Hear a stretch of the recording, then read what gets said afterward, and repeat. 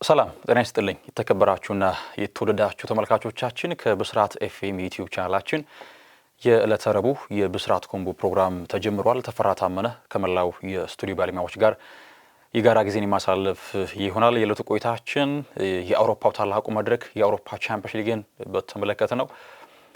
ትላንት የግማሽ ፍጻሜ የሁለተኛ ዙር ጨዋታ ተደረገ። ዛሬም ቀጥሎ ይደረጋል። የእግር ኳስ ወዳጆች እንግዲህ እነዚህ ቀሪ ሳምንታት በተለይ በእግር ኳሱ በጉጉት የሚጠብቋቸው ሳምንታት ናቸው። የሊግ ባለክብር ክለቦችን የሚለዩበት እርግጥ ነው። በጀርመን ባየር ሙኒክ ዋንጫ ማሳካቱን አረጋግጧል። ከዚያም ባለፈ በፍራንስ ሊግም በተለይ ባለፈው ነጥብ መጣሉን ተከትሎ ፓሪስ ሰን ጀርማ ከሎንስ ጋር የሚያደርጉት እስከ መቶ መጨረሻ ፉክክር ይጠበቃል። በስፔን ላ ሊጋ ባርሴሎና ዋንጫውን ለማሳካት እጅግ ቀርቧል። ምናልባት ቀጣይ ቤል ክላሲኮ ሊታወቅ ይችላል። በእንግሊዝ ፕሪሚየር ሊግ የማንቸስተር ሲቲና የአርሰናል የዋንጫ ጉዞ እጅጉን የሚጠበቀው ነው። በጣሊያን ሴሪያ ኢንተር ዋንጫውን አሳክቷል እና አሁን በቀጣይ የሊግ ውድድሮች የሚጠበቁ መርሃ ግብሮች አሉ። በአህጉራዊ መድረክ ደግሞ በአውሮፓ ቻምፒየንስ ሊግ በዩሮፓ ሊግና በኮንፈረንስ ሊግ የሚደረጉ ጨዋታዎች በእጅጉ ይጠበቃሉ። የቱ ዋነኛው ትኩረታችን የአውሮፓ ቻምፒየንስ ሊግ መድረክ ነው የሚሆነው። ትናንት የተከናወነ ጨዋታ ነበረ። በኤምሬትስ አርሰናልን ከአትሌቲኮ ዲ ማድሪድ ያገናኘ እጅግ ተጠባቂ የጨዋታ መርሃ ግብር ነበረ። እንደምናስታውሰው ባሳለፍነው ሳምንት በዋንዳ ሜትሮፖሊታኖ ሁለቱ ቡድኖች በፍጹም ቅጣት ምት ጎሎች 1-1 በሆናቸው ውጤት ጨዋታቸውን አጠናቀው ነበረ። ለዚህ የመልስ ጨዋታ መድረስ የቻሉት ከጨዋታው አስቀድሞ በተለይ ዲያጎ ሲሞኔ በሊግ ፌዝ ጨዋታቸው ላይ 4-0 ተሸንፈው ነበረ በአርሰናል በኤምሬትስ። እናም ይዘውበት የነበረውን ሆቴል ስለመቀየራቸው ተገለጸ። ያም ደግሞ የመጥፎ ድል ምልክት ነው ብለው በማመን ነው የሚሉ ዜናዎች ከወደ ስፔን ይወጡ ነበር። ነገር ግን እርሳቸውም ሆነ ሴሬዞ አስተባብለዋል። እንግዲህ ከሆቴሉ አንጻር ርካሽ ሆቴል ስላገኘን ነው በሚል ሀሳቡን የሰጡበት አጋጣሚ ተፈጥሯል። ከዚያም ባለፈ የአርሰናል ደጋፊዎች አትሌቲኮ ማድሪድ ተጫዋቾች ባረፉበት ሆቴል አቅራቢያ ርችቶችን እንግዲህ በመተኮስ ለመረበሽ ሲሞክሩ እንደነበረ ተገለጸ። ከጨዋታው ጅማሬ አንስቶ በብዙ መልኩ ይጠበቅ ነበረ። አርሰናል ከ20 ዓመታት በኋላ ለፍጻሜ ለመድረስ የሚፋለምበት ጨዋታ ነው። በታላቁ መድረክ አርሰናል በክብር መዝገቡ ስሙን አስፍሮ አያውቅም። እነዚህ ሁሉ ታሪኮች ለመስራት አርሰናል እንዴት ባለ መንገድ ይፋለማል የሚል ይጠበቃል። ሌላው በጎው ነገር ከፉልሃም ጋር በነበረው ጨዋታ አርሰናል በጣም ኢምፕረስ የሚያደርግ ጨዋታ መንገድን ነበረ ማስመልከት እየቻለው እና ያ ደግሞ የሞራል ስንቅ ሆኗቸው ለጨዋታ እንደሚደርሱ ይጠበቅ ነበረ። እንግዲህ ከጨዋታው አስቀድሞ በተለይ ኤምሬትስ አቅራቢያ በርከት ያሉ አርሰናል ደጋፊዎች በስታዲየም ዙሪያ ተገኝተው እንግዲህ ቀይ ጭሶችን ሁሉ የተኮሱ ከዚያም ባለፈ ደግሞ ባንዲራዎችን በመያዝ ቻንት እያደረጉ በድጋፍ ስሜት የቡድናቸው አውቶቡስ ወደ ስታዲየም ሲመጣ እንዴት ባለ መንገድ ሲደግፉ እንደነበረ ስንመለከት እንዲያውም አንዳንድ ጋዜጦች ዘጋቢዎች በአርሰናል እግር ኳስ ታሪክ በዚህ ልክ ደጋፊዎች ቡድናቸውን አውቶቡስ ሲገባ የደገፉበትን ጊዜ አናስታውስም የሚል ሀሳቦችን ሰጡ። ከዚያም ባለፈ የአርሰናል ደጋፊዎች በስታዲየሙ ዙሪያ እንግዲህ ቲፎ እንደሚያዘጋጁ ሁሉ ሲጠበቅ ነበር። ይህንም ቲፎ ስንመለከት ነበረ። ጨዋታው ከመጀመሩ አስቀድሞ ኖርዝ ለንደን ፎሬቨርን ሲያቀነቅኑ በስታዲየሙ ዙሪያ ስንመለከት ነበረ እና ይሄ የትኛውም ክለብ ደጋፊ መገኘት የሚፈልግበት ስፍራ ነው። ይህ ታላቁ መድረክ የአውሮፓ ቻምፒየንስ ሊግ ነው። እናም የአርሰናል ደጋፊዎች የህልማቸውን እውን ለማድረግ አንድ እርምጃ እንዲቀራቸው የሚሆንበት አጋጣሚ የፈጠረበት ጨዋታ ነበረ። እንግዲህ በጨዋታው ሚኬል አርቴታ ብዙ ለውጦችን አላደረገም። ከፉልሃም ጋር የነበረውን አሰላለፍ ነው ይዞ ወደ ሜዳ መግባት እየቻለው።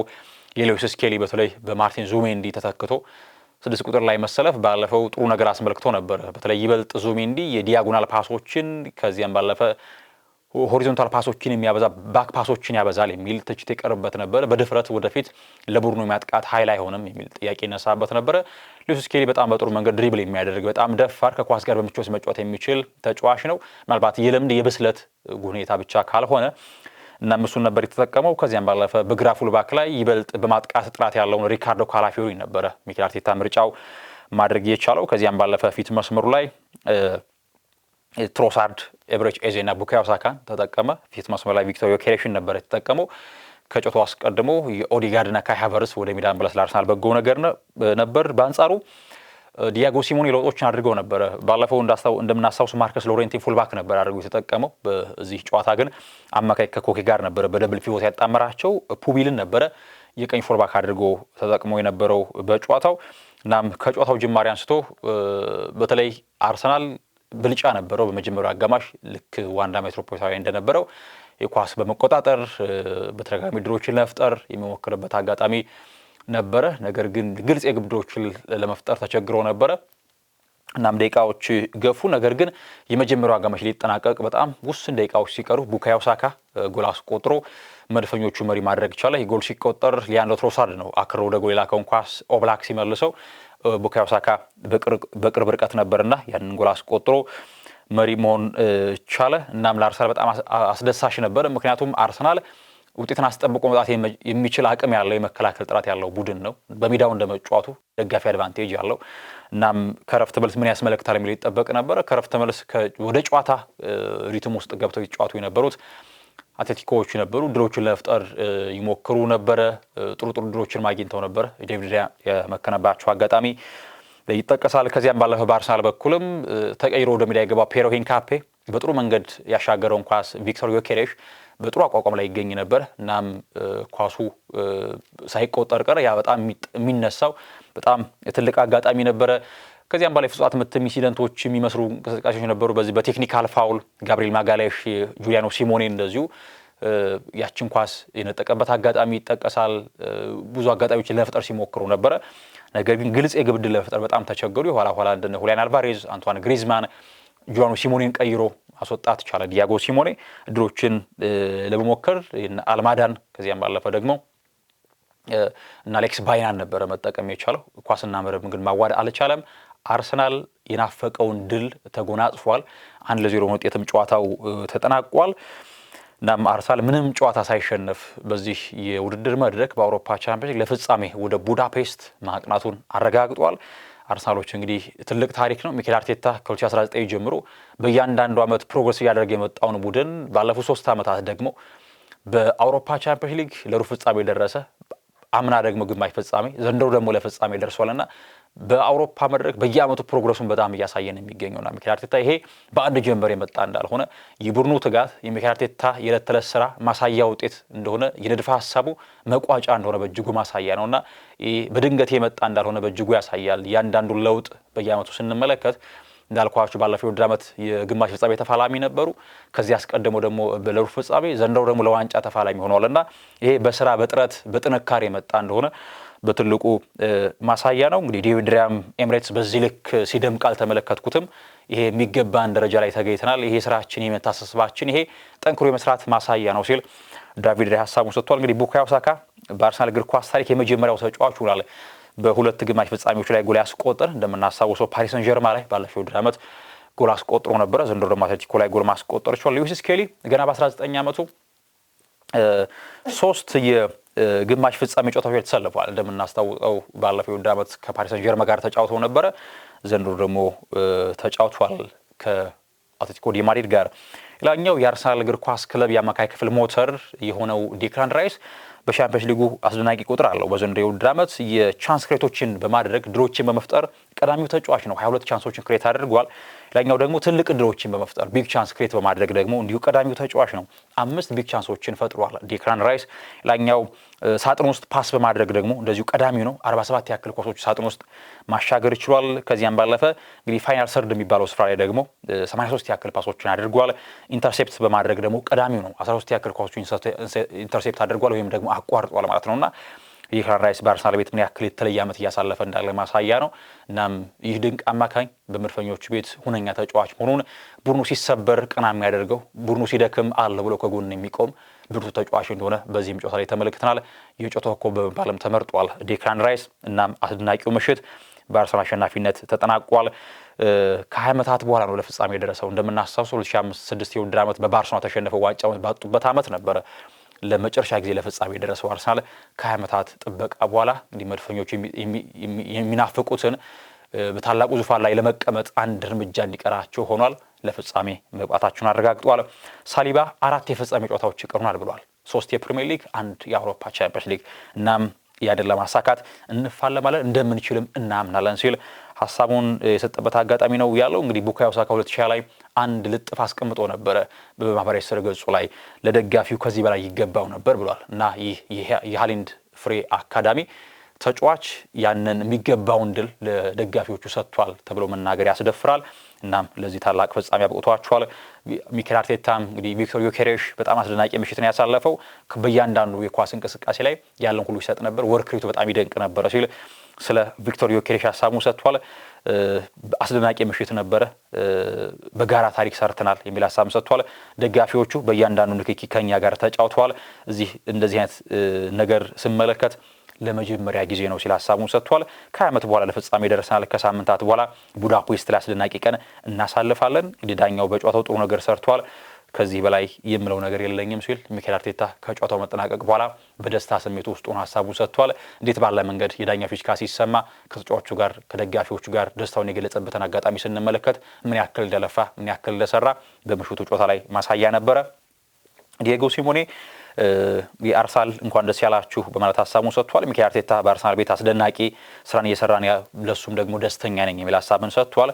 ከዚያም በፋይናንስ አቅም ከኛ ብዙ ከሚበልጠን ቡድን ጋር ነው በማይታመን መልኩ የተፎካከር ነው ሲል ሀሳቡን ሰጥቷል። ዲያጎ ሲሞኔ 2 ጊዜ ለፍጻሜ ደርሷል በአውሮፓ ቻምፒየንስ ሊግ መድረክ። እናም አሁን ለፍጻሜ ለመድረስ ነበር እቅዳቸውና ህልማቸው። ነገር ግን በአርሰናል ተሸንፈው ከውድድሩ ተሰናብቷል። እናም አሁን ከ4 ሳምንታት በኋላ ቡዳፔስት ላይ በሚደረገው የፍጻሜ መርሃ ግብር አርሰናል የፍጻሜ ተፋላሚ መሆኑን አረጋግጧል። የዛሬው መርሃ ግብር እንመልከተው። ከዚህ አስቀድሞ ግን ሽናይደር አንድ የሰጠው ሀሳብ አለ ተመልካቾቻችን። ዌስሊ ሽናይደር የቀድሞው ኒውዚላንዳዊ አማካኝ ስለ ሚኬል አርቴታ አንድ ሀሳብ ሰጥቷል። ለፍጻሜ መብቃታቸው የማይታመን ነው ሲል ሀሳቡን ሰጥቷል። አርሰናል ለሚኬል አርቴታ ሐውልት ማቆም አለበት። በዚህ ቡድን ለሻምፒዮንስ ሊግ ፍጻሜ መድረሳቸው የማይታመን ነው። ከአርሰናል በተሻለ ስብስብ ያላቸው ቡድኖች እያሉ አርሰናል ለዚህ ደርሷልና ይሄ ደግሞ የሚኬል አርቴታ ስራ ነው፣ ሐውልት ሊቆምለት ይገባል ሲል ዌስሊ ሽናይደር ሀሳቡን የሰጠበትን አጋጣሚ ለመጠቆም ያክል ነው። ወደ ዛሬ ጨዋታ ልውሰዳችሁ።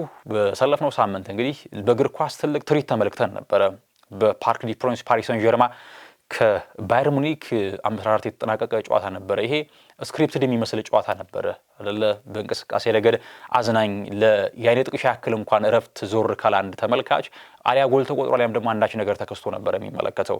እናም ተጠባቂ መርሃ ግብር በአሊያንዝ አሬና ይደረጋል። ባየር ሙኒክ ፓሪስ ሰን ጀርማን ያስተናግዳል። 5-4 ነው የተጠናቀቀው። ስለዚህ አላፊ ቡድን ለመለየት አሁንም አዳጋች ነው። ሉዊስ ኤንሪኬ አሁንም የማጥቃት ሜንታሊቲ ይዘን ነው ወደ ሜዳ የምንገባ የሚል ሀሳብ ሰጥቷል። መጥፎ ነገር ለፓሪስ ሰን ጀርማ ሞሮኮዊ ቀይ ፉልባክ አሽራፍ ሀኪሚ በጉዳት ምክንያት በስብስቡ አልተካተተም። እናም የትልቅ ማጣት ነው። ምክንያቱም ተጫዋቹ እንደ ተከላካይም ጥሩ ፉልባክ ነው።